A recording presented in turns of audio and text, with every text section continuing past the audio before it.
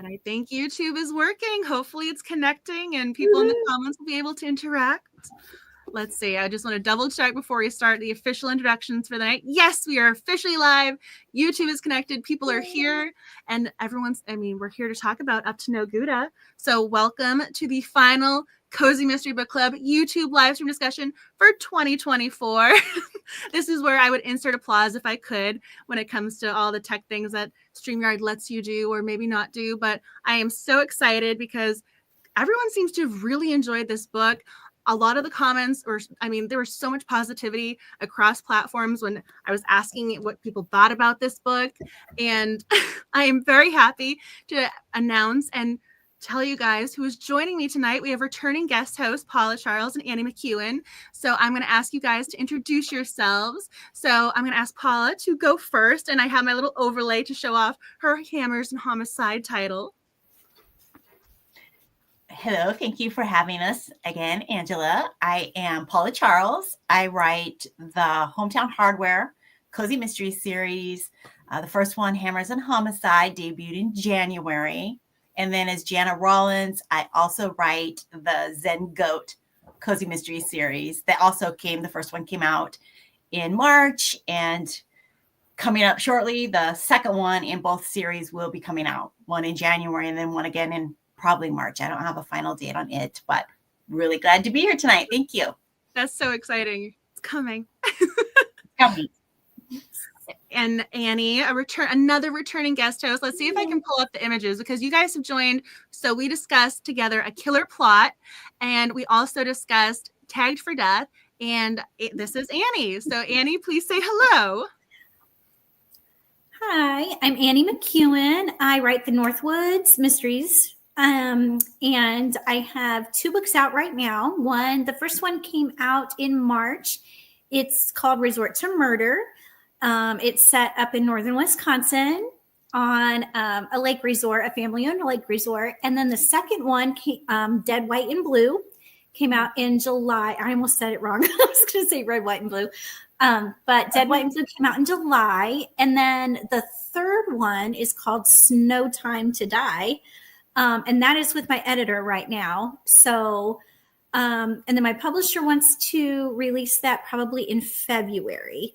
So, a nice winter, if you didn't get it from the title, it's set during a blizzard up in northern Wisconsin, all kind of like a closed room mystery. Yeah. And then actually last week, my audiobook was released for Resort to Murder. And then today is the release of Dead, White, and Blue on audiobook. So congratulations. Every time you say that, I always want to say Red, White, and Royal Blue. I'm like, no, we got to correct that. This is not the romance novel. This is not your I know. title. Yeah. Every time I have to mentally correct myself when I hear you say, I'm like, nope, different book, different title.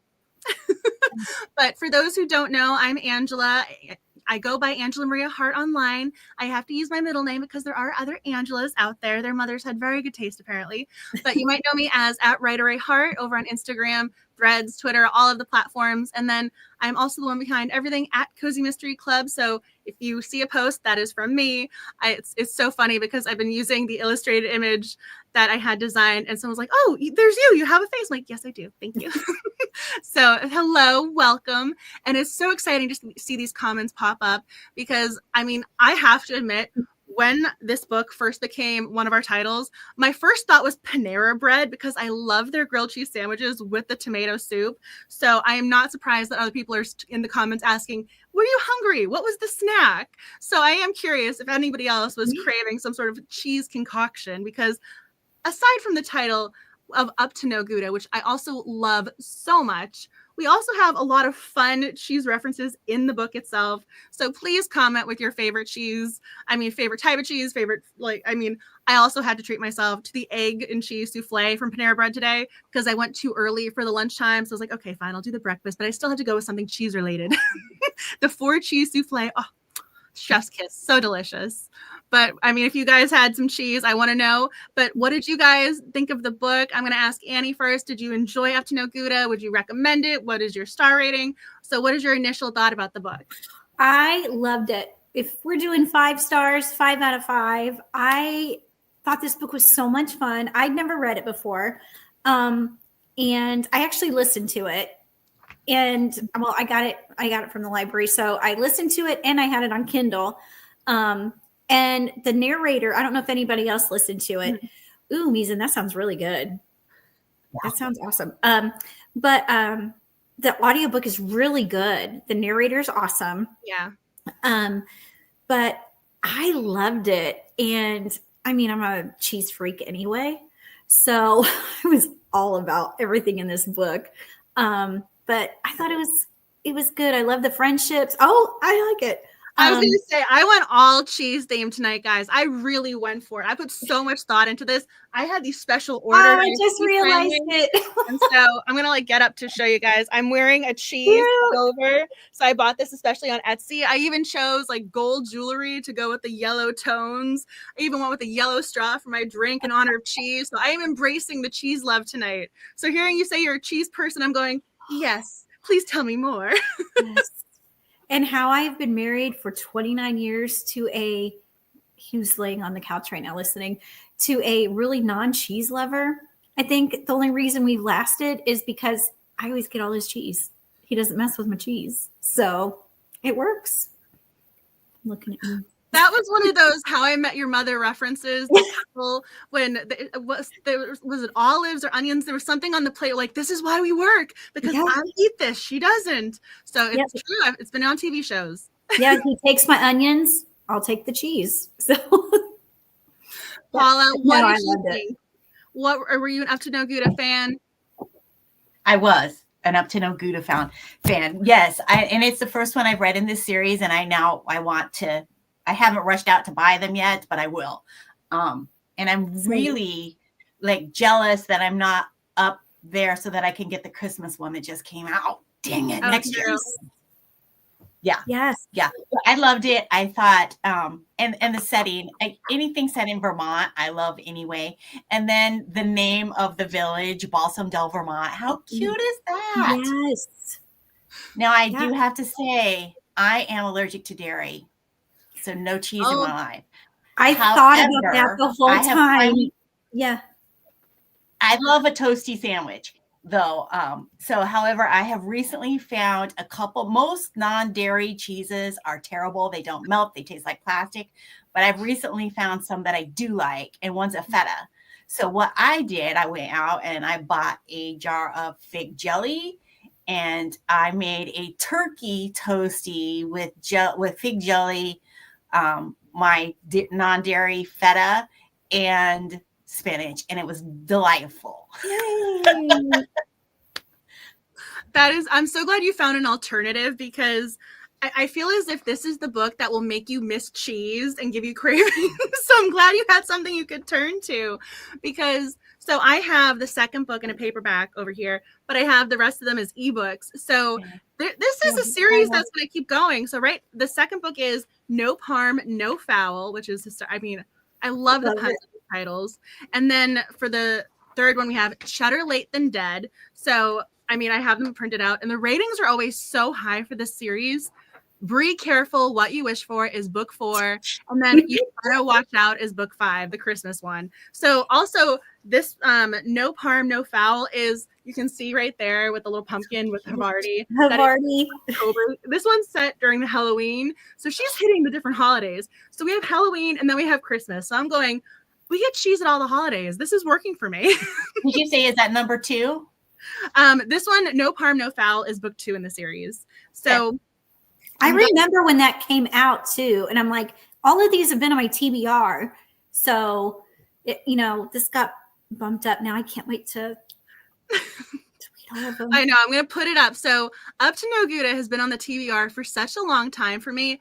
And this was one of those books where I'm pretty sure people recommended it. So if you're new to the book club, one of the things I love and I'm most proud of is all of the titles are recommended by and voted on by book club members. So this was a title that kept getting recommended. So I just sort of put it aside, because in the back of my mind, I knew it was going to be a book club read. So I've had this book ready to be read for the longest time, because I have a Maltese. So I had Max, who is a Maltese, and now I have Daisy, who's a Maltese. So when you look at this book cover, It turns out it's a Morkie. I was so flabbergasted.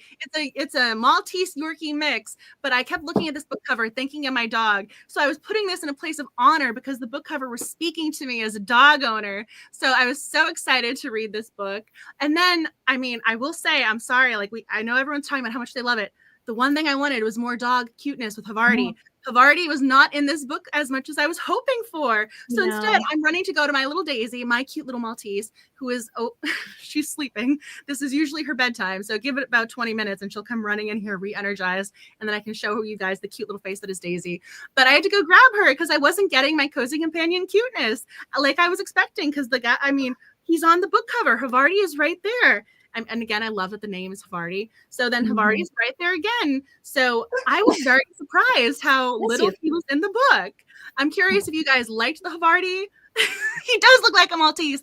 Thank you. Thank you so much. It's not just me, but I wanted more cuteness. So I almost feel like I need to read book 2 to get my Havarti fix. Definitely. That's one of my notes too, that I kept thinking all along, okay, when is she going to go to whatever the Dr. Ann was it? Dr. Ann. And get Havarti. Where is Havarti? Yeah. So, yeah. Well, and then I kept thinking, there'll be more of him. Yeah, I kept thinking, get him for Joyce. Get him for Joyce. Joyce needs. That's a good alternative too. Yeah, I kept thinking Joyce needs cheered up. Get Havarti for Joyce. You know. Yeah. So, yeah, and then you could have him at night. Well, so I almost was, I'm not offended. That's the wrong word. But her reason or her logic was, I work during the day, so I can't have a dog. And so with my dog, Max, I left him alone for not too long periods of time, but I would go to campus because I was in DC. It was my master's degree and then PhD. So I would leave him when I was at class, and I had classes back to back. And I always hated leaving him. I always felt guilty. And yes, I am that person who would say to the dog, I will be back, like letting him know, even though I know he has no idea what I was saying. But I felt guilt ridden, but I always made sure he had all of his treats. He had the run of the apartment. I mean, he had all of the stuff you could ever want. And so when she said being away all day, I'm going, but you can still love the dog, give him a good life. You can still make it work. I have personal experience in this. I'm going, you're a fictional character. I can't just jump in the book and tell you, but I wanted her to know, like, no, you can get the fur baby love. It's fine. It happened. And you live above people that are there all day long. So, it's called a dog walker. I like this comment by Meredith. This is a really good point. Dogs are a big responsibility. So the fact she didn't rush into it is something that's more relatable and realistic. I mean, if she had let's be honest, sometimes Cozy Mysteries, we suspend reality. The realism goes out the window just a smidge sometimes. So if you find a dog in the alleyway and just, keep them all, you're like, yes, now you're my dog. That might have been a little bit, impulsive. So I do like the fact that she did think about it. That's true. But at least she did adopt. But it did take her some time. And I was very disappointed in how long it took her. Because, again, I'm a dog person. And, again, this little guy is absolutely adorable. I mean, look at that little face. Okay, so people are commenting. And please, I mentioned this up above. And I will say it so you guys are aware, just in case you didn't read the comments. Every comment tonight, let's see if I can pull it up, is going to go towards a giveaway. So I love how I left the comment up. Hi, Vicky. I left your comment up as I pull up the image. But every YouTube live stream discussion, there's always a giveaway. And tonight's giveaway is a trinket for the taking. So one lucky sleuther is going to win a paperback of this, thanks to Kensington Cozies. So every comment equals one giveaway entry. So the more you comment, the better your chances. And one winner will be randomly selected. And I will announce this winner in the newsletter first. So email newsletter, please. Keep an eye out for your name, and then I will announce it on Instagram after that. So please keep an eye out, because when it comes to YouTube, I can't contact you directly because of the channel name versus you. I mean, it's a whole big thing. So please keep an eye out for that. But yes, someone will win a giveaway. And it's a very cute book cover. But anywho. Yeah, I was going to say that hedgehog is adorable. I know. I love it. So cute. So also fun fact. So this book is going to be given away tonight, but it's also one of the giveaways for 12 Days of Cozy. So if you really want this book and you're really hoping to win and you don't, it's going to be one of the giveaways. So you have a second chance to win a free paperback copy of this. So that's pretty awesome too. So keep that in mind. And also I have a random grilled cheese image that I just wanted to throw in there because that needed to be done tonight. So one of the things we have to obviously talk about is our sleuther, Carly Hale. Did we like her? What did we think of her? Were you rooting for her? Were you happy with her sleuthing methods? What did you think of Carly? Paula, I'm asking you first. What did you think? And people in the comments, tell me your thoughts about Carly. I want to know what you thought about her sleuthing, her maybe lack of getting the dog a little too quickly. Moving on from that. But what did you think about Carly? I liked Carly. I liked her from the beginning. I thought one thing I was very, very concerned about Carly was her diet. She eats so much cheese. Grilled cheese with some wine, maybe a little bit of cotton candy, some chocolate cake, and a fruit tart. Have some greens, Carly, because I was very concerned. So I actually have that as one of my notes in here because she mentions having a salad twice a week. And I'm thinking you should have a salad a day with the amount of cheese and bread and everything that you're eating. And her egg and biscuit, was it the egg and biscuit and cheese every morning? Yeah. Her cholesterol. I'm telling you. And then she's wearing her shorts and she's looking great in them. I'm like, you must have the best metabolism, even though you're fictional. Right? You must have the best fictional metabolism in any literary realm because the amount of bread and it was cheese and everything. I eat oatmeal a lot. I love oatmeal. I always put blueberries, a little agave, sometimes my brown sugar, but she was putting Parmesan cheese on her oatmeal. And I eat oatmeal so frequently, and I never in a million years would have thought Parmesan cheese on oatmeal. Like, is this a thing? Do people do this? And I just didn't know. I go on Pinterest looking for recipes quite a bit, and that's never been one of them. So she really loved cheese and everything. I thought I loved cheese, but those two I just don't see going together, Maybe she loved it. You'll have to try it and tell us. I guess you can't knock it till you try it, Well, I remember one time there was a celebrity, I forget who it was, but when you're, middle school and someone you like says something, you're like, oh, that's a great idea. It was Parmesan cheese on popcorn, and I tried it and I was not a fan. So I know just because it's cheese and I like it, just because I put it on something, it's not going to work. If you like Parmesan cheese on popcorn, good for you. I just was not a fan, but that's something I feel like Carly would do. But everything is good. I don't mind it. I don't mind Parmesan cheese on popcorn. Not a ton, but just a little. Ooh, art created by Blue. Carly is very methodical when sleuthing, which contrasts from her artistic expression with her sandwiches. Interesting. Oh, that's true. I like that. So I made a notation of this because I was kind of fascinated.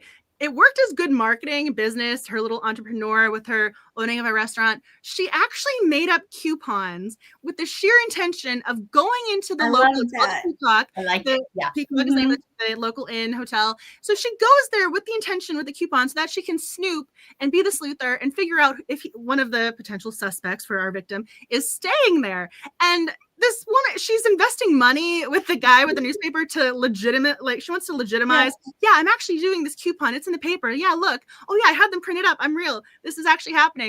But she did all of this just so she could find out if the guy was staying there and going, that is sleuther dedication. And it cost her more than what she planned on. Yeah, Dawn charged her a lot more than what she thought for her rush fee, Also, he added an additional cost because he drew a sandwich. I'm thinking this has to be the best drawing of a sandwich to ever exist. If this was like a little doodle in the margins and he's charging her extra. No. Next time he's thrown in a closet, we can leave him there. Yeah, exactly. Well, and then Grant went and handed out the coupons all over town. So now everybody's got them. Yeah. We do have to talk about Grant because I asked in the Instagram stories who the favorite character. So we had the answer of Carly. And aside from Havarti, because again, dog cuteness, gotta love the puppy. Grant was the other main answer. People loved Grant. And I was right there with them because Grant was, I think aside from Carly, he was my favorite character. I love this guy. And he's 19. He wants to be the chef. And the reason for wanting to be the chef was touching. So you're nodding along, Annie. You like Grant. What did you like about him? Loved him. He has, he wants to please his parents, but at the same time, he's got such that passion. And when he did that for his kid or for his friend at school. And I'm like, how sweet is that? And how hard he works, working 2 jobs. And at first when I part of me, but that one little bit was like, oh, please don't be guilty. Please don't be guilty. And then I'm like, why is he driving a sports car? This seems kind of janky. What's going on? But then when he said, his parents bought it for him and everything as almost like a little bribe for school. Yeah. And then him playing the cello, like, I loved him. And then whipping up those sandwiches and him working so hard. And I mean, he was just always willing to help. And then he felt so bad about Suzanne. I'm like, this guy is just so sweet. I just exactly. He reminded me of my son. He just seemed like he's just such a good boy. I like this comment. Grant was a great character, but at first I wondered if he was too good to be true. And that was one of my fears because I really liked him. I did not want to. That's just it. Happen. I was a little worried about him. I thought, oh, this is, kind of the same with Ari. I'm like, is he too good to be true? I was a little, I started taking notes about Ari because everything he did was magical and wonderful and crush-worthy. Yeah. So he is coaching the local softball team. So he's volunteering and then spending time with these kids after the fact. They're like at-risk kids. I mean, he's volunteering. He's fixing things for free. He's making sure people have places to stay. I mean, we're going to have to talk about the side storyline in a minute because I broke my heart and I loved it at the same time. So he's making sure the homeless veteran has a place. He's trying to help her out. This guy is kind and thoughtful to everyone. Right. And I will say I was very concerned for a hot minute, not for the reasons you guys are thinking about here. I did not think he was the killer. And I also was not worried about him being a victim. I knew he was a love interest.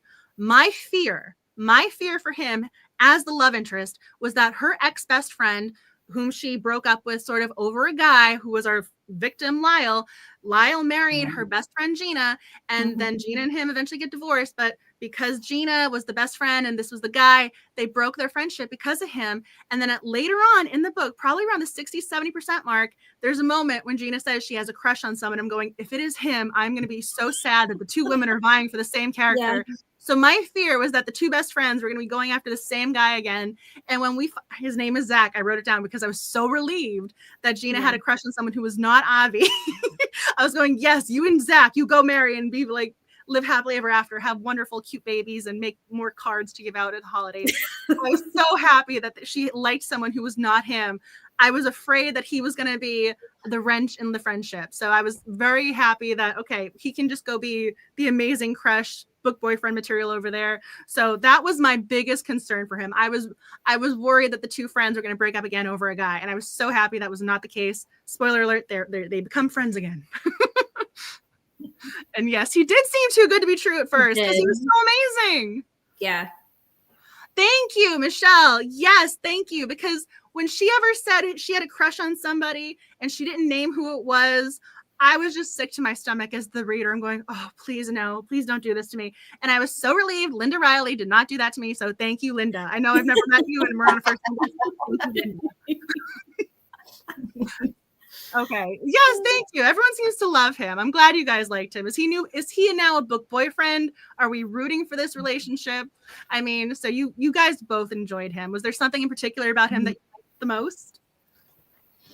For me, the jury's still out because I was suspicious of him the whole time. I know, because he seemed too good to be true. Up at the most opportune times, and that's I was concerned. Because it's like, was he trying to keep tabs on her? Was he trying to keep, see what she was doing? That's what I was worried about. Was he trying to be like, okay, what's Carly trying to figure out now? Was he in cahoots with Tiffany over something? I don't know. Yeah. And I think he probably is face value what he seems to be. Right. Yeah. But especially when Grant that conclusion until the very end. Right. But then when Grant was like, no, he's a really good guy, I thought, well, if Grant was saying Grant must be, yeah.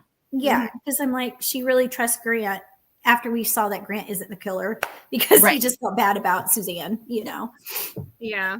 I'm seeing some of the comments because I mentioned and touched on the friendship between these two women. So kind of transitioning over to another point of topic here that I did want to mention because I loved this in a way, and it felt, again, going back with this was grounded in realism. This book felt like it could be happening today, contemporary things you can relate to. So I thought it was really sweet and wonderful that these two women as adults looked back at this going, yeah, we should not have broken up our friendship over a guy, especially because she realized that she actually had good intentions. So Carly apparently dated Lyle first, and the best friend ended up dating him and liking him. And when Carly tried to warn her, she didn't want to listen, and they said terrible things to each other, and that was that.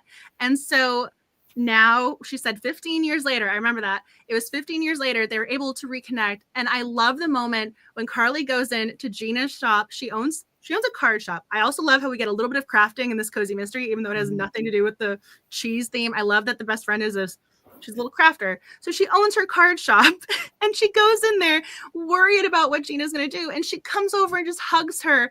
And I was so happy in that moment. I know they're fictional characters, but I loved their interaction. That entire scene, I was just smiling. I'm going, oh, I just want to keep reading this. And then the scene ended and I was sad. But I mean, every time they got together again, I then got nervous going, oh, please don't let Gina be the bad one. Please, please. I love their friendship connection. Please don't let her be the bad one. In the back of my mind, I'm going, please. So I think I figured out the killer and things because I was more like, please don't let it be this person. Please don't let it be that person.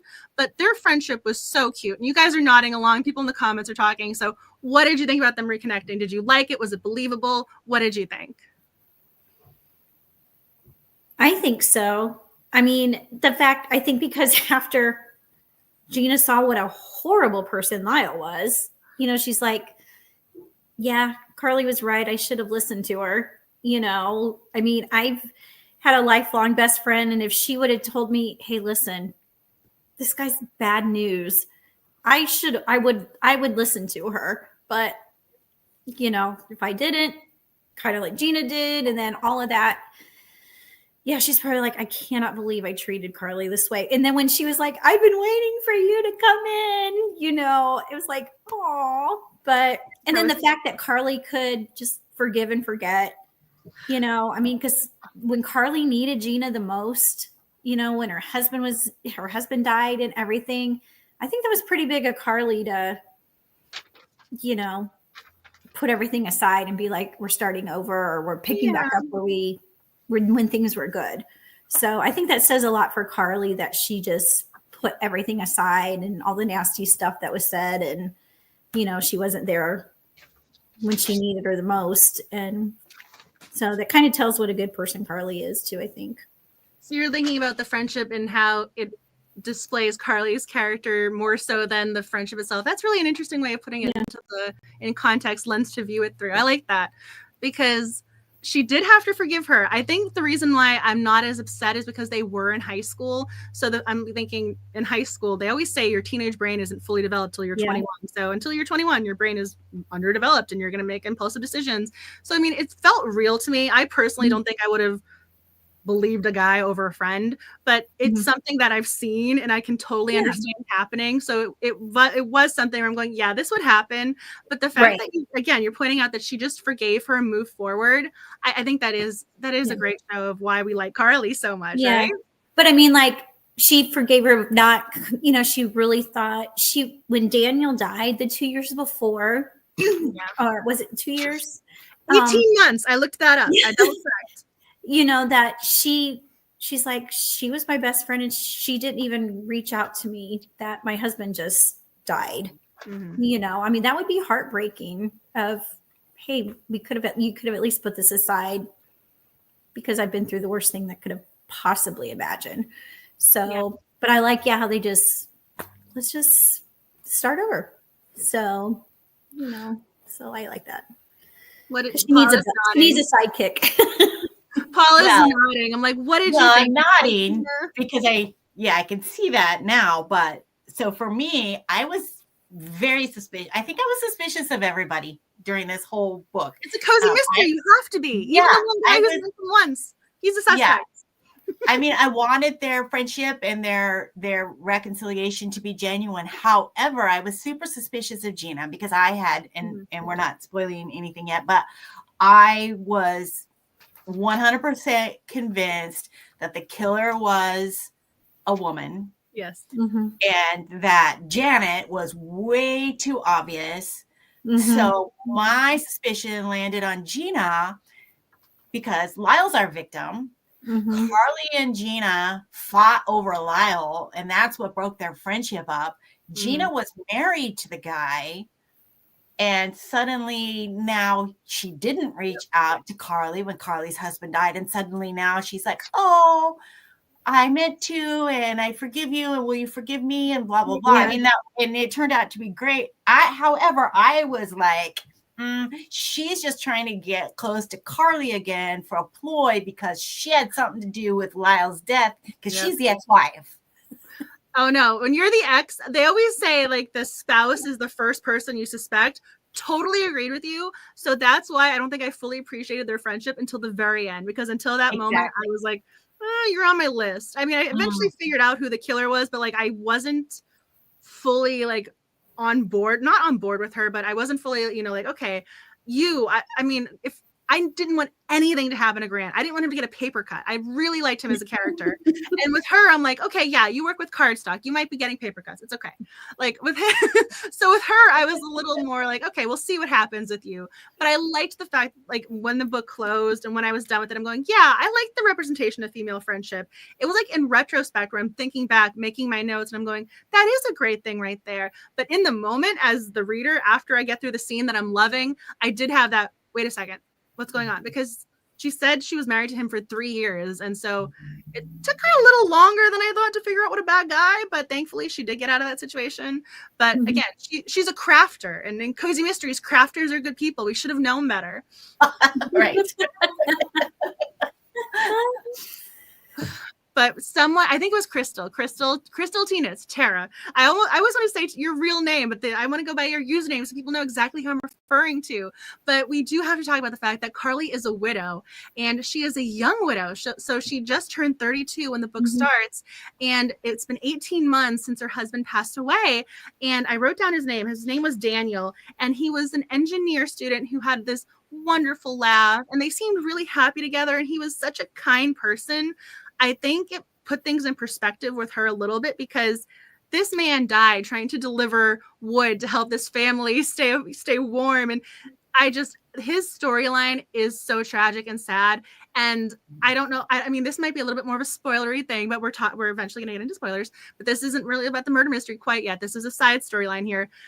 The family that he was going to help out, they named their kid after him. Oh, my heart, my little reader heart was melting. I was so happy in that moment. I mean, this had nothing to do with the murder mystery, but that scene really resonated with me. And his death was very sad, but I appreciated that it wasn't just glossed over. I liked that we had some flashbacks. We got to know him as a character, even though he wasn't alive on the page for us. So you guys are nodding. I'm going to ask Paula first. What did you think about the widow storyline? What did you think about Daniel? And we also have a little crush with Avi. I mean, whatever you want to discuss, please go ahead. I think the whole Daniel storyline was heartbreaking. And also at the same time, and I don't mean to laugh there, but I kept thinking, oh my gosh, did that poor family not get any wood? Were they still cold? I know. I thought the same thing. Somebody still take them the wood? No. I don't know. It added so much depth to Carly herself to have us understand how Daniel died and what happened. And it just adds to what good people they were or are, that Carly still is, right? I thought it was a really good addition to the story. Instead of just saying she's a widow, her husband died 3 years ago or 18 months ago, whatever it is, and leaving it at that, we actually delved into his story. I loved it. I mean, there were a couple people, I'm trying to read through the comments. So some people wanted it to be glossed over. Some people wanted it a little shortened. Other people loved everything about it. So, I mean, this might be more of a divisive, like have your own opinion with it sort of thing, because I liked the comment up above. Where was it? Oh, here it is. Vicky, the Daniel storyline developed Carly's character. So I think that goes really well with what Annie was saying before about how her forgiving Gina and overcoming Gina, not saying anything about the the loss of her husband during that time frame, not reaching out to her before, how she forgave her. It does put Carly into context, and it works really well because this is the whole show don't tell. I mean, yes, she's telling us a story about what Daniel went through and how they lost him, but it's showing us Carly's side because where is it? Here's the comment. I liked how the book then addressed how she was angry and how she got over it. It helped to heal her. It felt real. So Meredith, I love your comment, and I'm putting it up there. I'm going to leave it for a second. Annie's nodding along going, yep. Yeah. What do you think? I agree. And I think especially now that I probably would have thought when I was only reading books, I would have been like, oh gosh, I don't like this. This is so sad. But as a writer now, I have kind of a storyline sort of like this in my books now, about one of my characters in his backstory, of something tragic that happened in his past with a friend. And it kind of shapes him a bit and how he views relationships now. And so it helps develop your characters, and it does show their strength of character or how it turns them into the people that they are, and how they approach relationships and how they feel about things. It makes them feel things deeper. And it kind of is a lot of things that we've taken from our own life experiences. And so you don't know what maybe went on in the author's own life that she based it on a little bit. Because the thing that happened to my character happened a bit in my husband's life with a friend. So it's one of those things that you it might have been almost a healing thing for the author. I mean, I don't know, like I said, I don't know Linda Reilly, but from an author standpoint, you kind of want to give your characters those depth of exactly of why she is the way she is. And it does show what kind people here that Daniel had been working with. They say like, these huge long shifts. And he's like, well, wait a minute, this family doesn't have heat and and, and then Carly's going to these people's house because she's so angry. And then she sees his baby. And then you got to think that poor family. Can you imagine the guilt that they felt?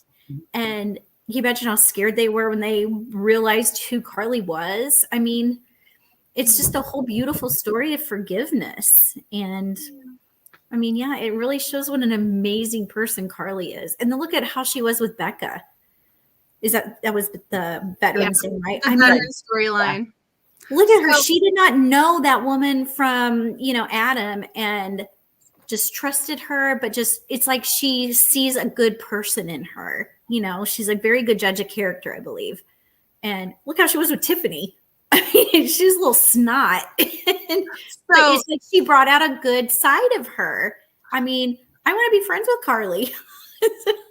I will say, I think Cat Mom's question here is interesting. Why put a heartbreaking storyline in a cozy mystery? And I think that's really interesting because I feel as if I've been seeing it more and more.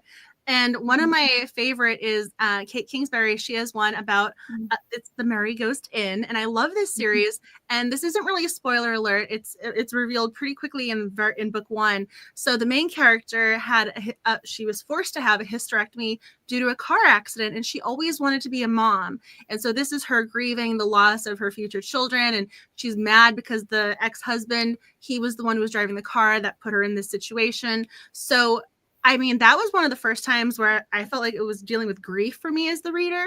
And then one of our other book club reads had to do with the death of the mother for the sleuther.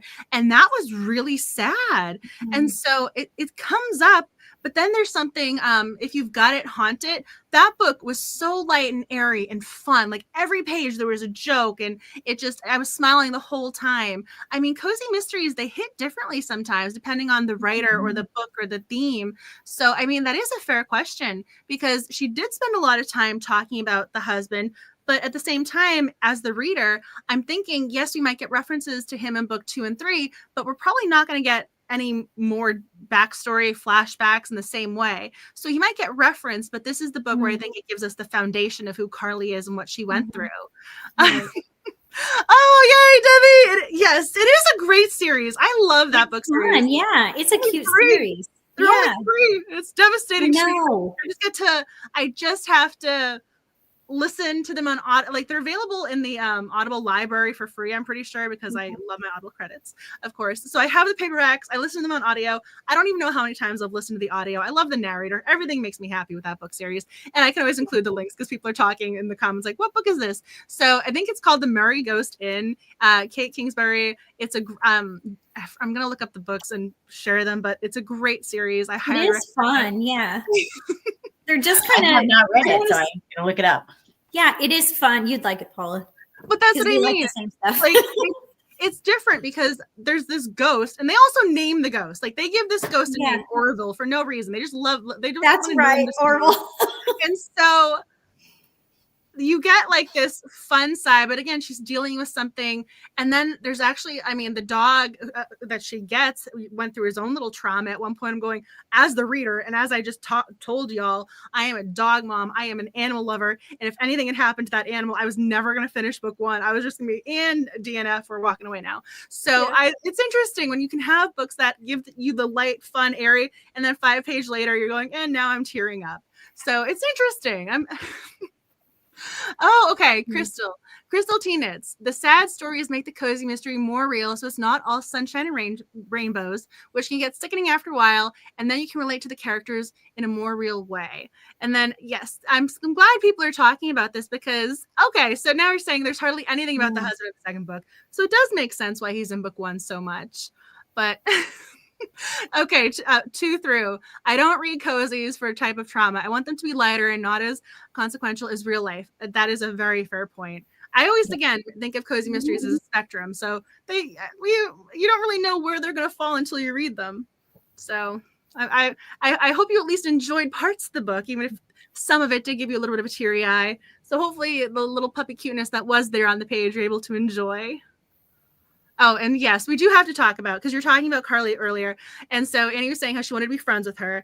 And Tiffany, you mentioned Tiffany briefly, and she was definitely going to be on someone's suspect list. I'm sure people were looking at her with their little, magnifying glass.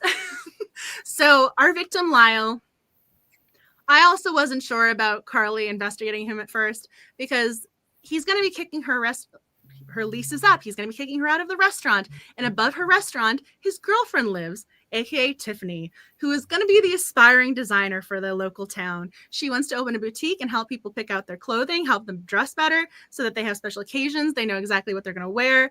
And this woman, she's all over the map. Sometimes you love her and you're rooting for her. Other times you're like a little petulant child over there in the corner. And Carly was very patient with her. She actually hung out with her a little bit. And then at the very end, she's rooting for Tiffany. I mean, she's rooting for a woman who wasn't always the nicest to her. But Paula, what do you think about Tiffany, the storyline with Carly and Tiffany? I'm taking it over to you. Well, I thought Tiffany was a snot face for the most part. And I thought it was, I don't know, funny almost how Carly was like, I'm not taking this from you. I'm just going to force myself on you. And you're going to talk to me and you're going to like me no matter what. And I'm going to help you. I don't care that you're being a complete poo to me. So I thought that was funny. I think I had mentioned earlier that I was like 100% sure the killer was a woman. But Tiffany, I never thought it was Tiffany.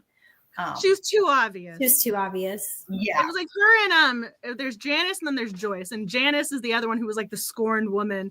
I mean, she's the character that everyone's like, we're supposed to think you did it, but we know you didn't because you're literally standing there waving the red flags right in front of you. Yeah. We know you're a red herring. But Tiffany I didn't really know where the author was going with this because I wasn't sure if this was, I know DC law, I know Massachusetts law. I mean, I don't really know Vermont laws, as well as, I know federal laws, but I don't always know the state laws. So maybe there is something with Vermont where the fiance was thinking she was going to inherit, even though she wasn't technically married to him. And then obviously there's this half brother situation going on. So he's a suspect. But this woman, she's walking around with a key on her neck. She mentions how she only stayed at his house twice. Doesn't have a key to his house. Things were getting very suspicious of her. I mean, yeah. And then Tiffany was a gold digger. Snot face. Yes, Tiffany was too obvious. Yes. Interesting. Yeah. Oh, a lot of character development and insight into motivations in such a short book. I like that comment. I like that comment, Maggie. True. And I just saw Amanda's that you read cozy mysteries as an escape, so I don't mind a feel-good story. Maybe I'll make a list of cozy mysteries that are just pure enjoyment. No, none of that we're tearing up for the wrong reasons. You're tearing up because you're laughing so hard. I'll make a list for everybody. Hopefully that will help with some of the pure escapism, because sometimes realism can be overrated. Not in this situation. For some of this both good. Anyway, so Tiffany gave you whiplash. Oh, okay. So that's interesting. But she was honest, and I'm having a hard time clicking through. And what was with all the crashes and booms and bangs that were coming from her apartment upstairs? It's like, is she just throwing fits and slamming things around? Yeah, that was one of mine. Yeah, was she like throwing his magazines? At one point, Becca, we didn't even know her. Becca, yeah. Carly. So that was literally one of my notations, because I don't know. Here's the thing. They found a dead body in the alleyway where her apartment is located. So if you start hearing things going really loud, thumping, and you're worried about such a, I mean, I would be concerned too. Like, I was glad that Carly had backup with Becca, the veteran, because if that was just me, I would have just called 911 and hid in a corner. I would have grabbed something heavy and been like, weapon. But I mean, they knocked on her door, but she really was throwing things around that apartment. And then she's trying to figure out, unless something is notarized, unless you have a will that is notarized, it's witnessed and it's done officially. I don't know why she thought a random notation from the ex-fiance was going to hold weight and give her his estate. No. I don't really buy that legal viewpoint, but Tiffany is not a lawyer, so we're just going to ignore that for the time being. But she's going through magazines and everything, destroying her apartment. I mean, did she think him scribbling on a napkin was going to be like, hey, look at, I mean, because how are they supposed to verify that was actually him who wrote that? How are they supposed to make sure that this wasn't coerced? There's so many different things. And again, things have to be notarized. I love these comments about Tiffany. You thought someone was hiding in the apartment. I couldn't believe it was just her making the noise. That is fair, because I mean, she also was gun-ho. She was going to find this possible will. Mm-hmm. And then we're trying to see if Paula is coming back to us. Apparently it says device not connected. Yeah. So. Paula and I both have country internet, and it's usually pretty rough. Hey, Paula's back. Somebody somehow got moved to middle. We don't know how that happened. Welcome back. Head now in the middle. So we were talking about Tiffany, and I think that you guys this was so funny. I mean, she was a fun little character. We can hear you. You can hear me? I can't. It still looks to me like I'm backstage. It does. Just go ahead. Well, you're on. I added you. You're part of it. Well, it's my internet is like keeps freezing up and stuff. Sorry. Go ahead. Sorry. Oh, no. Hopefully we don't have any issues. If not, I can add you back in. We'll figure it out. We can make this work. Bandwidth is always fun to worry about. I've had every tech I think when COVID hit, people developed a sense of understanding when it comes to technology, because before COVID, if I ever had a tech difficulty, I was always apologizing. People were very understanding, but it wasn't until other people started having the same problems themselves going, oh, I understand now. I think as a society, we're just going, yep, technology. My hat, hope it works. Is it a chip reader? Are we swiping the card? We don't know. We'll figure it out. And okay, so we were kind of dancing around this character and her backstory a little bit. So Becca, this story, again, this is where this might have been a little too real for you if you're looking for pure escapism, because this is one of those storylines that hits really close to home when you have a veteran returning from a tour and she is homeless because her grandmother was forced to sell her house because she was unable to care for herself. And obviously, Becca was away and unable to care for her and help out. So this situation unfolded when she wasn't able to be there. So she comes back and she's forced to live in a car. And it was so sad. And this woman, it's through no fault of her own. There's no way to say, oh, she had this coming. Like, you cannot say that. Also, it's very difficult when people do say stuff like that. But she was such a kind person. And Carly fed her sandwiches. Becca helped move along the mystery. At the very end, she came in handy. Very, very important in the very end. Becca was very helpful. But this woman had a very tragic storyline. So I'm sure if you wanted the escapism, this was something where you're going, oh, this is very sad, but it was also very real and very touching.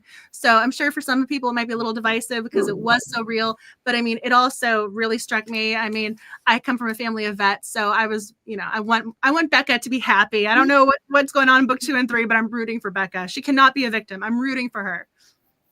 Mm-hmm. You guys are nodding. I'm like, Paula, hopefully your internet, because I'm going to kick it to you and ask, make sure you're connected. Yeah, I really liked the Becca storyline. We have vets in my family too, and our oldest 2 sons were in the service, and are vets. And it's a very real thing in our society today that there's a lot of homeless vets for whatever reason.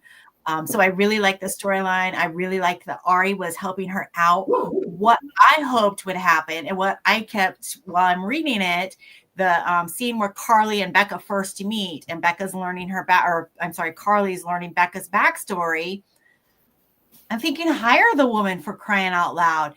So Carly's employee, Suzanne, who was like number 1 suspect on the police's radar, is not coming to work right now because she's got all this anxiety. So she's not coming to work, which means has left Carly short-handed. So hire Becca.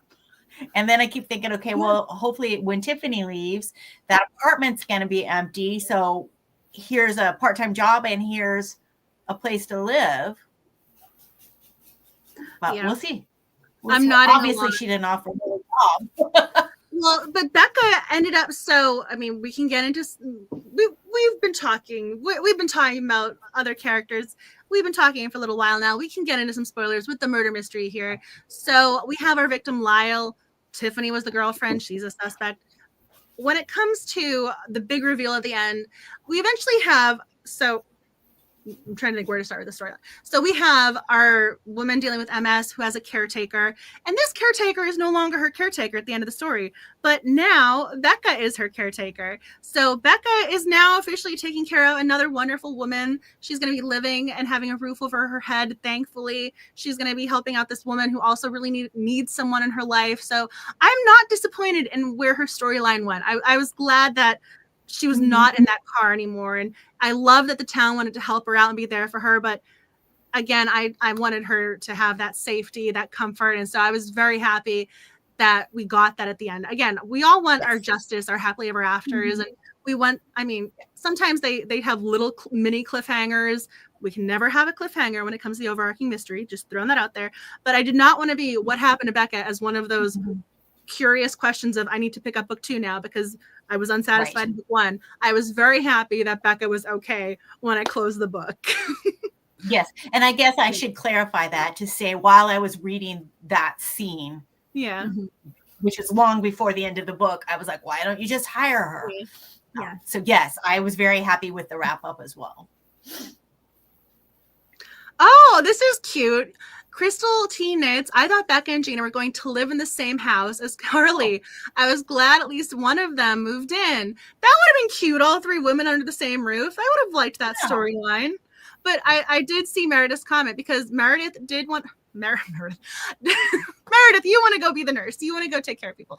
Becca wanted to actually do that. So the fact that she is being a caretaker is right in line with what she was saying before. So it did work out really well. It wasn't just a matter of a temporary job. Like this was actually what she wanted to do, what her goals were. So she just got there a little ahead of schedule. Yeah. Yeah. When Tiffany had mentioned that she was going to be moving out, I thought, oh, well, maybe Becca can have Tiffany's apartment and she can work, for Carly or, there's because she does have a job. She did have a job at the cleaning company, and she said she was saving money and everything. Oh, well, good. She can live, she can live there. But I mean, the caretaker thing with Joyce is even better because Joyce is now better. I mean, the only reason she was doing so bad was because of freaking Arlene. Yeah, and the cleaning company, I'm assuming, is defunct now. You would think, yeah. I would hope. I mean, it also turned out that they were making the mess that they then had to clean up. So that's very suspicious. If they're not causing messes in the first place, they're out of business. Right. So I think someone above mentioned it. We're going to get into the spoiler here. So our leading lady, Carly, is taken hostage by our murderer. And there was a moment early in the book, probably in chapter 3 or 4, very early, she gets a flag. And it's just, and this is a very specific description. I knew as a cozy mystery reader, when something is described in that much detail, it is coming back. I didn't know how, I didn't know why, but she gets the Vermont flag as just a free gift with purchase. And this is a static cling sticker. So she's very specific about that with her description. So she puts it on the car, and when Becca is there and she's being held hostage, she flips the flag upside down, and Becca saw that and knew what it meant and went and got help. And that is why our leading lady has book 2 and is not killed at the end of book 1. So Becca helped save her. So go, Becca.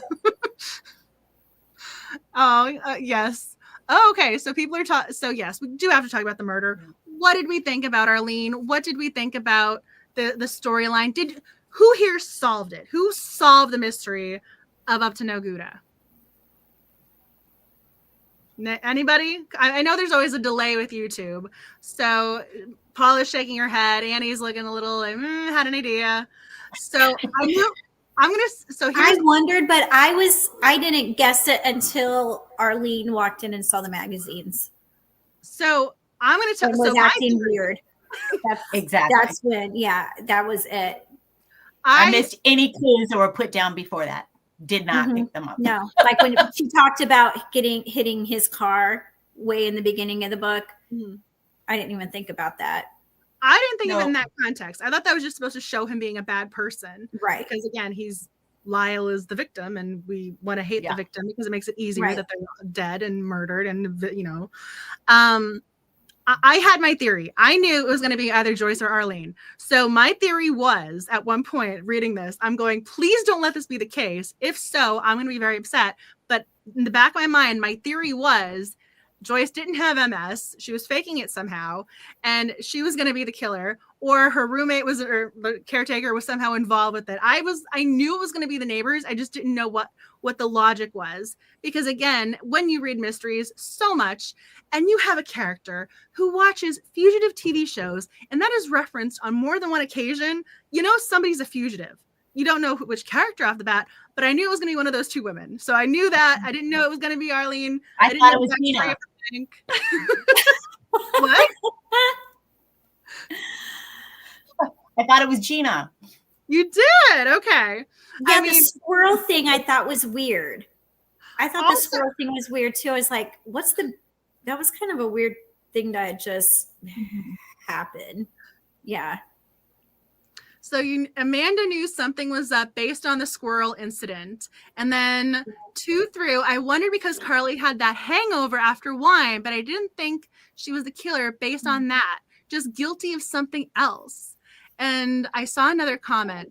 This was, where's Meredith? You solved it and you guessed her because she walked out and saw Arlene's car so close to hers the next morning. I thought she was too methodical to park so poorly, so Arlene had snuck out. That's a good pickup. That's a good one to notice. But wow. I noticed things in my mystery novel, but when it comes to squirrels, I don't know if I would have noticed the squirrel there. Also, how did you know who to call? I'm thinking about Angie Harmon and how she had the squirrel in her house. She was rehabilitating it. I never thought I would have to be worried about squirrels and cozy mysteries. They're never the cozy companion, but I ended up being worried about a squirrel. So Linda Reilly took us somewhere different. Maybe there was more squirrel on the page cuteness than there was Havarti cuteness. Okay. Oh, thank you. Somebody else had my theory. Thank you. I was going to be so mad if someone was faking MS. I'm thinking you cannot do this. You're a horrible person if this is the case. And then I felt badly about myself wishing this fictional character had MS. It was a very vicious cycle for me as a reader. I didn't like how when Arlene was telling Carly about, Joyce's medicine is something's not right. And then she's like, well, the nurse practitioner and the doctor and this and this. And I'm like, get her, why aren't you getting more help? Why aren't you, the medical part of me, the health care part of me is like, this makes no sense at all. It's something, why aren't you taking care of her? And I thought, she is slacking. You are not a good caretaker. I'd be reporting you or something. I saw it up above. I saw it at one point. I think I clicked on it, but someone mentioned that this book toted the line to reference, but not really get into elder abuse. And I saw that comment and I was going, that's very true. I didn't think of it that way, but that is accurate. This Cozy Mystery went a little darker in some places. Yeah, I thought she is not taking good care of Joyce at all. Yes. She was not a good caretaker, but when she was talking about her medication and different things, I thought, you are not a good caretaker. Yeah, if she wasn't the killer, she was a terrible caretaker. Yeah. I mean, take the woman outside, get her some air. Just stick her in the house playing Scrabble. Also, the word biscuit was their Scrabble. I wrote that down. I don't know why. I thought that was so funny. It's like for a Cozy Mystery, I almost expected them to have a type of cheese as their Scrabble word. So for the fact that it was not any cheese related item, but it was a biscuit, still food, I thought that was interesting. I don't know. But Carly does love her biscuits every morning. Yeah, that's true too. I know. And now I want a biscuit because I haven't had dinner yet. Yeah, so I was also wondering at first why Carly didn't live above her own restaurant, but I'm assuming Tiffany was already living there. But it would have been much more convenient if she just was able to walk up the stairs from her restaurant to her apartment. So she did have Joyce is actually the one who's in charge. That's her building. I'm pretty sure she's the landowner. I'm pretty sure they said that at one point. I think so. But we haven't talked about, so there are other suspects. So I am curious. So we're talking about Arlene, the actual big reveal killer.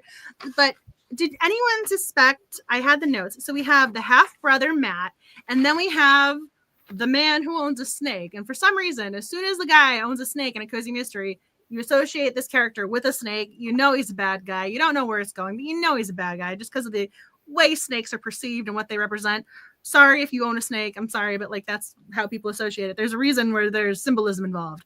But as soon as he was the boa constrictor tattoo and he was being very creepy in the restaurant, we knew something was going on with Kevin. So we had Matt, half brother. We had Kevin. Then we had Don, the newspaper man. So who was thinking these were their killers? Who was thinking Matt? Who was thinking Don? Because these guys were definitely sketchy.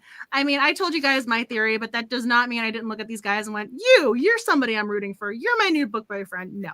Kevin was creepy. Don was creepy. You knew things were going on. Things were bad. But to what degree, we didn't know.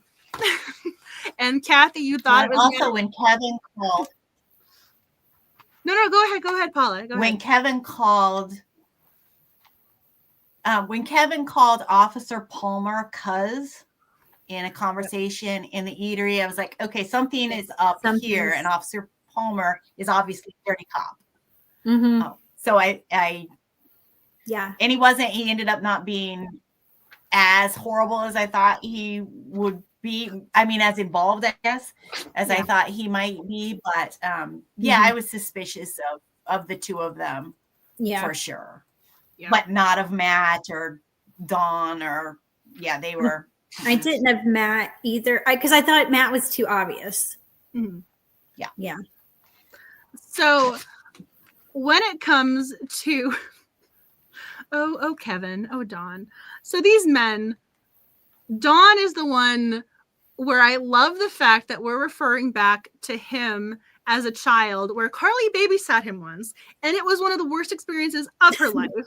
And so based on this alone, this terrible babysitting experience, I just know that he's not going to be a wonderful character. I'm picturing this kid making her cry, being awful, getting her in trouble with his mom. I mean, this poor character, based on his childhood, the fictional childhood, I should just say, I'm thinking, okay, things are going to go wrong with this guy. And then he charged her for drawing the sandwich with the invoice.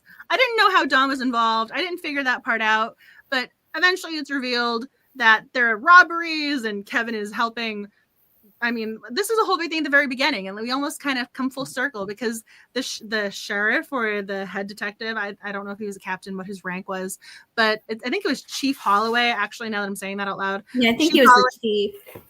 Chief Holloway He's the one running the show. So he's tired. He's being run ragged because there's this burglary ring. So this is referenced, but it's not really brought back a lot. I mean, we have Tiffany who's wearing something fancy, and then we end up having Janice, the other scorned woman, wearing something very, very expensive, something probably out of the price range. And I mean, I forget how many carats they said it was, but it was very gaudy and flamboyant. And so we kind of danced around the issue. So I'm very happy that she brought it back. And we were like, yes, this is what's going on. This is another reason why Lyle was a bad character. And this explains why Kevin is being creepy and why Dawn is being off, being shady.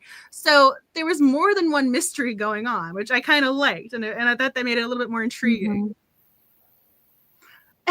Yeah. Yeah, she only babysat him once. I mean, she's not really his full-time babysitter. And I mean, that man might need a babysitter as an adult because clearly he could not handle himself. Oh, Cat Mom. I am pretty sure I suspected every character at some point. Me too. The actual killer. No.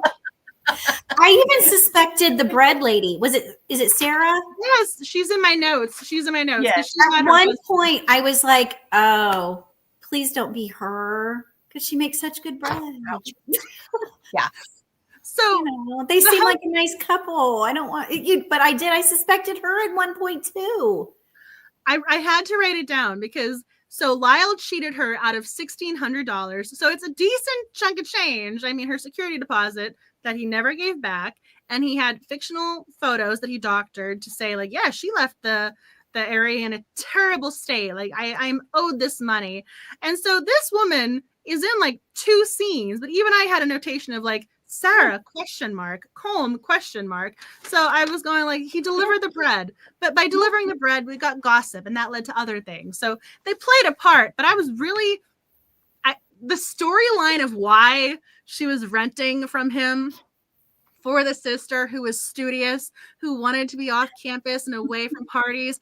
I was relating to this character so hard because I used to, when I was an undergrad, I used to go back to my parents' house on the weekends because I'm like, no, I need to study. I want to get my stuff done. She rented this for her sister so she could study. And I'm going, if this is what leads to murder, I am going to be so devastated as a person because I love this character. I don't know her. She's not really on the page, but I relate to her. And I'm thinking, if this is what leads to this, I am not going to be happy. I'm like, Havartis not in it as much as I wanted. I was like, I'm worried about, this squirrel. I'm going, please don't let this be the reason. This was almost like a Murder on the Orient Express. For people who've read it, it's like, or seen the movie. It's like, they all could have done it. They all could have done it. They all could have been on it together because this guy has just hurt so many people on so many levels, and they all know each other. It's like, yeah, every single one of them suspicious. Yeah. They're all like, hey, we're meeting in the alley behind the, the grilled cheese place at midnight. Yeah. See you there. Everybody bring your own thing. Bring something heavy. Or you could bring a shovel in the middle of winter. I mean, brought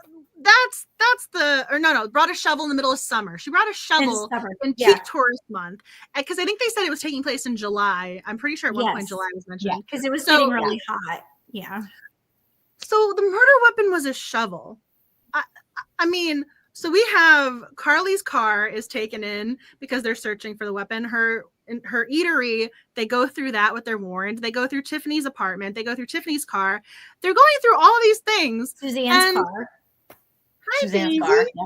Hi. So they're going through, and I'm like, would they know to look for a shovel in the middle of summer? Like, I don't think that's where their mind was going. Because even Carly's looking in her eatery, like, oh, that's heavy. That could do that.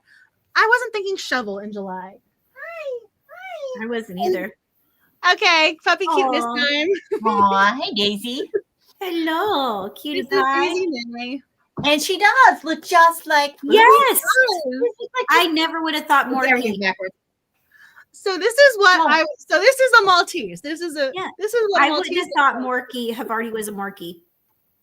Yes. Hello. Yeah. She went to the groomers 2 days ago, so she's also freshly trimmed and everything. As she stares at me, putting her little face. She's like, I need my kisses. She does. The thing is, I'm very happy I'm wearing a matte lipstick because 2 days ago I kissed her head when I was wearing lipstick before she went to the groomers. It's also why she went to the groomers. She had a giant red mark on her face. I was like, please don't. People are gonna think I abused you the way you have a little red mark there. But I just wanted to show her love and affection. Thank you. This is my little girl. This is my fur baby. And so I love how she just keeps staring at your face like that's my mom. She's like, yeah, this is. I mean, I'm the last face she sees at night. I'm the first face she sees in the morning. So you'd think she'd be bored of me by now. Right. Anyway, we actually haven't talked about Suzanne, the woman who was the main suspect for the police.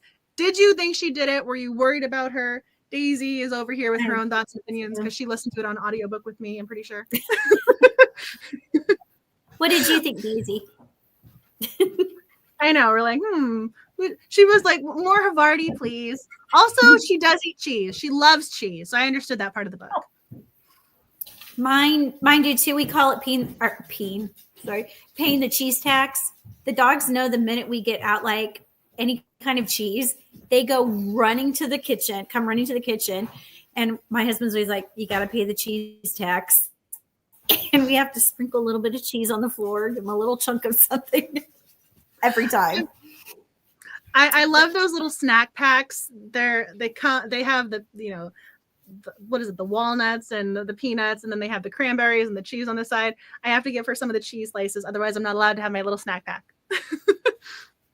So nobody thought Suzanne was the killer. Nobody was worried about her. Oh, okay. One person, but too obvious. I like that comment. I would put it on screen, but I have a dog in both my hands at the moment. So, I mean, her reason for killing him didn't seem to hold as much weight as some of the others. I mean, the storyline essentially was he introduced her husband, whom she reconciled with at the end of the book. He introduced him to gambling, and the husband, I mean, if anybody, she should have killed the husband. Just throwing that out there, just saying. Right. Based on murder mystery knowledge, the husband would have been her victim, not the guy. I mean, he was hardcore, like he was stealing money, taking money out of the kids' college fund. So he was thousands of dollars in debt. So I mean, yes, he introduced our victim Lyle introduced her husband to gambling, but the husband's the one who gambled. So if she was gonna be mad at anybody, I think that would have been misplaced rage. So to me, I thought there were other characters with better motives for the police to go investigate. Mm-hmm. Yeah. I like how everyone's nodding. I also think this is where Carly being the sleuther makes sense, because if the police are really looking in the wrong direction for too long, you're kind of going, okay, fine. You can be nosy. You can overstep. You can do these things, because that's always the problem when it comes to amateur sleuthers, right? They need a reason to investigate. And I mean, if you as the reader are thinking, yeah, this suspect isn't legit, but the police think so, you're on Carly's side. You get it. So kind of saying, well done, Linda Reilly. You did well with that. Yeah, for sure. And especially with the first book in a series, the amateur sleuth needs to have somebody close to her to be the suspect, the main suspect, or arrested or the victim, so that they have a reason. And that's. Yep. I like this comment with Vicky. I like that. I like it. Forgiveness and reconciliation are the themes. Carly and Gina, Suzanne and her ex. That is very true. Yeah.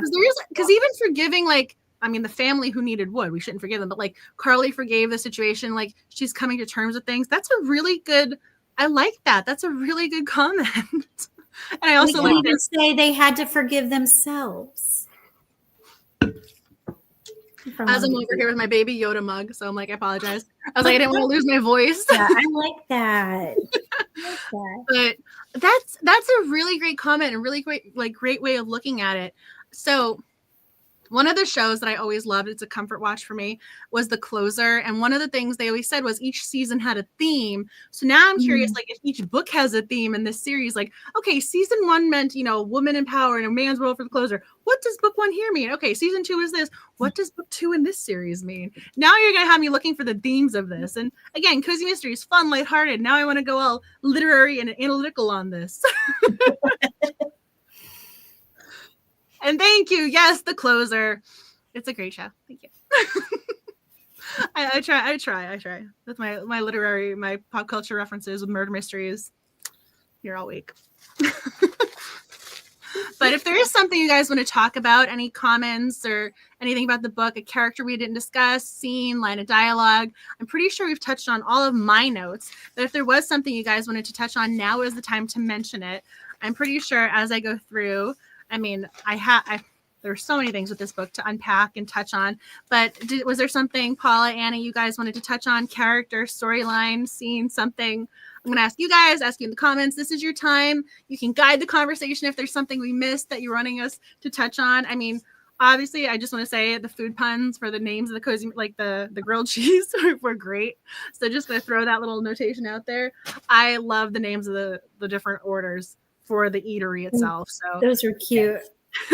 I like that she named at the end of the book when they were having the party, that she named a new sandwich after, or she named Grant's sandwich after him, he and his dad playing the song. So I'm like, oh, that was cute. I did just realize as I'm asking you guys for your thoughts. So at the end of both books, we have the recipe section. So I am curious if anyone in the comments is going to try the recipes, try their hand at one of these sandwiches or try and make something. But it was so funny to me when I listened, when it comes to this book club, I give you guys my all. So I try and read it in paperback, in ebook, and listen to the audiobook. So I'm looking at the audiobook timestamp wise, and we have the killer, we have the car chase, and I am looking at the timestamp wondering what is going on, because there is still going to be at least a half an hour left. And that's because we had recipes in the back of the book. So I understand. But I mean, if you guys are going to be making the recipes, you're going to have to tag in photos because I want to know. I also really want to make grilled cheeses tomorrow. I'm excited to try some of the recipes. So, like I said, it'll be me eating it, or if my kids are going to come over, because my husband will not eat it. He just left to go pick up our dinner because we're having pizza. But well, you never know who's delivering the pizza. It might just be a woman. I mean, she put sleeping pills in the frosting for the chocolate cake for the birthday. So this woman really was a messed up character. But I was worried, like, what is she going to do to the pizza? I thought something was going to go on in the pizza. And then she I did too. Totally. I was like, don't eat the pizza. Yes. Don't drink the wine. Don't eat the pizza. Yeah.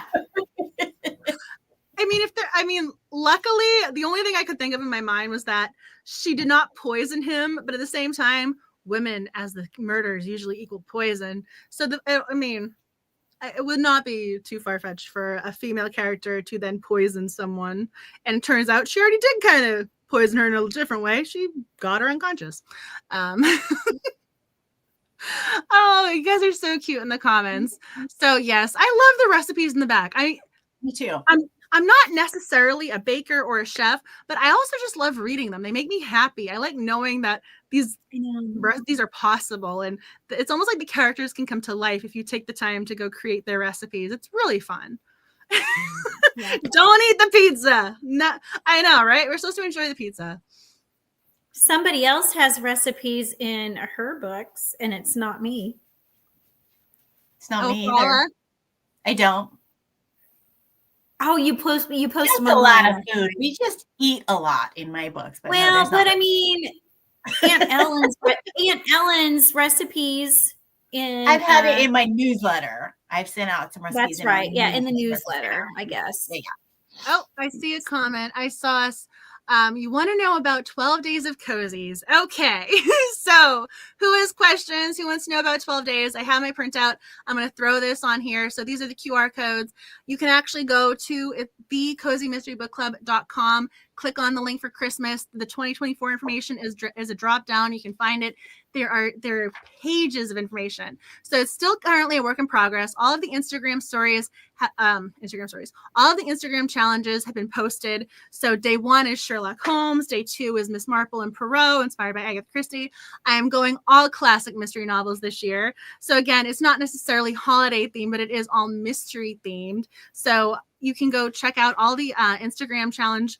So you can post a photo a day, hopefully inspired by some of your favorite mysteries. I worked really hard on those prompts, and so far people have seemed to be really enjoying them. So you can read all of those prompts. So every day there's an Instagram challenge for you, but there's also all sorts of additional fun, as I'm going to change the image over here.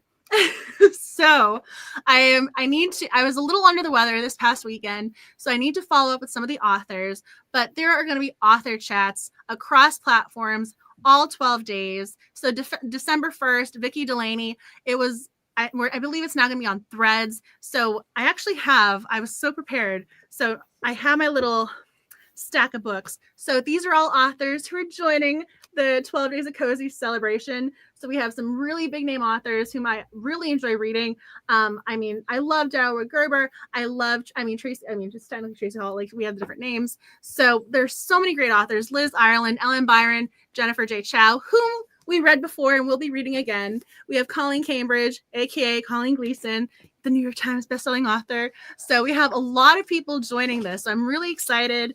Mindy Quigley. So just to give you an idea, so Jennifer J. Chow is going to be on Threads. Darryl Gerber is going to be on Facebook. So they're going to be across platforms. Mindy Quigley is going to do an Instagram Live. So no matter the platform, hopefully you can find a time and a date and an author. So I'm really happy about that. Plus, I'm doing reading sprints. So those are all organized. So I still call it Twitter. So from 5 to 8 p.m. over on Twitter, there are reading sprints. I have Threads reading sprints set up from 9 p.m. EST to midnight. And then I also have other things set up. So there are going to be posts across platforms. So there are also going to be things on Blue Sky. And then the email newsletter is going to be every day. This is the only time of year I will email you more than once a month. I promise you. So here's the link so you can sign up for the newsletter if you're interested. So I will send the email in the morning. It's going to have the daily Instagram prompt, the daily schedule of authors, but also there are giveaways all 12 days. There are a lot of giveaways as I smile. So there are the Instagram giveaways. So every day at 11 a.m., this is going to happen 11 a.m. EST. You can go enter an Instagram giveaway. So every day you have the chance to win a paperback cozy mystery. On day 12, you could win 2 paperback cozy mysteries. So Kensington Cozies is being so generous and so great. And then the authors who are signed up every day for the email newsletter, you were entered to win a book, an audiobook gift card, just by opening the email newsletter. So one of my big things is making sure people across platforms and across whatever platform, whatever is going on. I know we have international sleuthers. So for Kensington Cozies, it's going to be limited to the US and Canada. But for the email newsletter, everybody across, no matter where you are, you were entered. And so they're all digital prizes. So we have, let me see if I can pull this up. So we even have an audiobook. Mindy Quigley is offering an audiobook for Sleep in Heavenly Pizza. Then there's an ebook version. There's going to be an ebook version of Insta Goner by Sydney Lee. We have Harm for the Holidays, which I think is a great title, by Catherine Brown. Brush Up on Murder by Sybil Johnson. Cynthia Kuhn also doing an ebook and an audiobook. And then Catherine Bruns for Ginger Snapped to Death. This book is also amazing. I love Catherine Bruns. She's so talented. So I'm really happy that there's going to be the 12 email newsletter giveaways too. So there are going to be at least 25 giveaway winners over the course of 12 days of Cozy. So lots of prizes, author chats, opportunities, and there's so much going on. I'm pretty sure I probably forgot to mention something, but I've been working so hard on that schedule. I will be updating those pages in the next couple of days. Again, as I'm talking, there are also guest blog posts every day that I'll be sharing in the email newsletter, and that will be going live over on the Cozy Mystery Book Club blog. So if you go check that out, every day there's a new guest post from readers and authors. So there's so much stuff going on. I hope that gives you that's the tip of the iceberg that hopefully gets you excited. So December 1st through December 12th, coziness is coming your way. You guys are commenting. Thank you so much. I'm so glad you enjoy it. It's going to be, I've worked on this for a very long time. So the email newsletters, the extras, again, if you've been subscribed to email, you know that I always include stuff at the bottom. So every day for 12 days of Cozies, when you get that email newsletter, they're going to be digital downloads. So the word searches, downloadable bookmarks, coloring pages, the works. So I've been working on this for a long time. So I really hope it's going to bring a lot of coziness and happiness to your lives. As you guys, thank you. I hope you enjoy it. I was going to ask them after the fact, but I was going to hopefully invite these 2 women to join at some point or say hi during the 12 days, because there are 12 days. So hopefully we can schedule them in and join some of the fun. But I'm really excited. It's a great group of authors, a lot of prizes, and hopefully you guys will have, bring a smile to your face, and hopefully you can win some coziness to your life. Thank you. I'm glad you guys are excited. I've been working on this for a very long time, and I probably can give you guys a little insight. So I was gonna, because you guys are here and you've just listened to me talk about this. So one of the things I was gonna do for my big reveal was that I also have stickers designed for every day for the 12 days of cozies based on the prompts. So these are now going to be up for grabs. I'm going to be doing some other stuff. So some people are going to be winning some coziness. So this is Adrian Monk, if you're not familiar with Monk. So yes. I was like, oh my gosh, it's Monk. Yes. So I've had so cute. I've been working on this for a very long time, y'all. When I say I've been so we have Sherlock inspired stickers, we have Perot inspired stickers, we have Psych stickers. I mean, I'm going classic mystery. So, I mean, JB Fletcher is going to be in the mix. I also have Tim Curry from Clue. So, I mean, there's a Nancy Drew one. I've been working on this for ages. So, all sorts of craziness. So, you guys are the first to know about the stickers. I hadn't told anybody. So, you can actually figure out what the stickers are if you go to the website and see what photo is above the prompts, because those photos are what became the stickers. So, you guys are in the know, and you guys, you stayed around. You deserve to know. Fun fact, you guys know before anyone else. So if you like those images, I'm especially proud of my little Nancy Drew one. I worked so hard to make this one as I'm trying to angle it, like to get the coloring right. I mean, so I'm hoping you guys like it.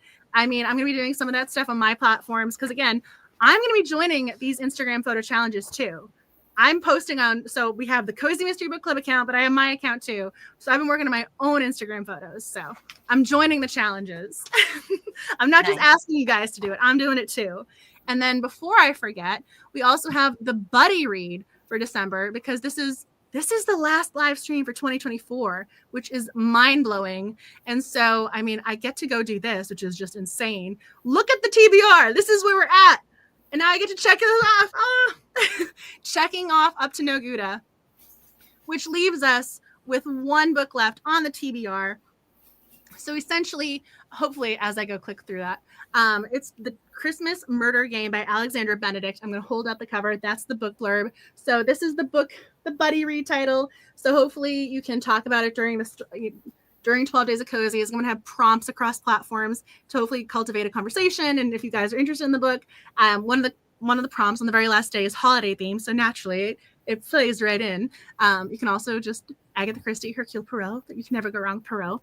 But hopefully you guys can enjoy the buddy read. I'll try and get a conversation going about that. But we have one more title, and this is it, the Christmas Murder Game. And that's 2024. That's it. And I do have, because people were asking, it has been shared across platforms. The 2025 TBR has been revealed. It is on the website. It is the tagged image, or it's the tagged photo. It's the pinned photo. So it's pinned on Instagram. It's pinned on Threads, Twitter. I know that I have the big reveal image, like I have a YouTube short. So this has been shared across platforms. I also have the Instagram story highlight covers showcasing the titles. So hopefully you guys will know the TBR by now. But we have the 12 books for 2025, and these are them. So hopefully these books have been on your TBR, you're interested in them. I mean, I think we have a really great diverse range of titles this year. I'm so excited for these books. And I'm going to say, I don't think I told Paula this. Your book was so close to winning. It did not lose by much. So you're coming back again for 2026 for my every year in January. Yeah. That is those are the titles that almost won. So I take the titles that came in very close seconds, and they become the January poll for 2020. So now it'll be 2026. So the title for this year for January is, as I go pull it up, is Vinyl Resting Place. This book came in such a close second twice, and it finally won. So maybe Paula's book will be joining us in 2026. And now that Annie's book is available in audio, maybe that can be added to the list for the future polling, because all of the books have to be available as ebooks, audiobooks, and paperbacks. So now that you have audiobooks, you are officially in the realm for being voted on. So all sorts of things are happening. And I know that's a lot of information. I'm just going to throw this up there. If you have any questions, feel free to send me an email. You can send me a direct message on Instagram, whatever you want to do, whatever's easiest for you. But this is my email address, writerahart@gmail.com. I found out, this took a while, but I found out that my Gmail account had been filtering things into categories. So if I had not responded to somebody, that is why. And I've been working on that because there was close to 6,000 unread emails. And well, now it's 6,000. It was originally almost 11. So I've made progress, but I'm on the lookout for this. So I'm looking for the newest stuff first. So I will get back to you. So that's the email address again. Feel free if you have questions. Hopefully I gave you a rough idea of what to expect. I know I just laid a lot of information on you, but again, I've been planning this. So hopefully you guys are excited about 12 days of cozies, and hopefully there's something for you to enjoy, take part in, because there's a lot of different moving pieces. So no matter your platform, no matter your author, hopefully there's something for you to enjoy. And if there are any other questions, please comment now. And oh my gosh, I'm missing so many. Oh, thank you. Yes, I know. It's so strange. I'm very appreciative of you guys joining the final live stream for 2024. I feel like I need some sort of like popper thing. I was going to do that, but then I didn't want to scare the dog. Oh, no. Okay, maybe she'll join us back, but we've been talking for a while, so hopefully Annie can come say goodnight. If not, we've been chatting for a long time. But if you have any last minute questions, now is the time to add them. And now I'm going to be able to add it back. And now Paula's where she started in the middle. We're just shuffling around. I know. I feel like I can actually play around with this if you wanted to. We're gonna have some fun. But yes, I cannot believe that Thanksgiving is happening. I am blown away by how quickly this year has gone by, but I'm so happy and appreciative that you guys have been joining the Cozy Mystery Book Club fun. I appreciate you too for taking time out to read Up to No Gouda and discussing it with me tonight. So I'm really again, it's Thanksgiving, so I'm thankful for all of you. So thank you for being here tonight, and hopefully, you enjoyed Up to No Gouda. You've been enjoying the live streams. If there's something you guys want to add before we say goodnight, I'm seeing the comments pop in, but if there's something you want to say, now is the time. So Paula, you want to say goodnight to everybody, let them know where they can find you? Yeah, I just thank you guys so much for being here tonight. It was a lot of fun, and it's always so great to see so many people spending their time at Cozy Mystery Book Club. It's just so much fun. Thank you for all you guys do for our Cozy Mystery community.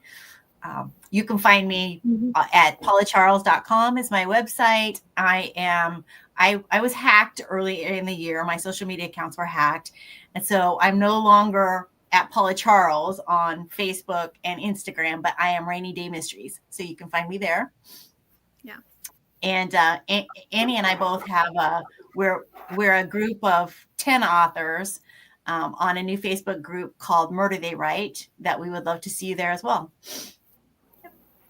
Yep. And I am on Instagram and Facebook, and my website is Annie McEwen Author. So all of that and everything's connected. So if you click on one, you're going to see me on the other.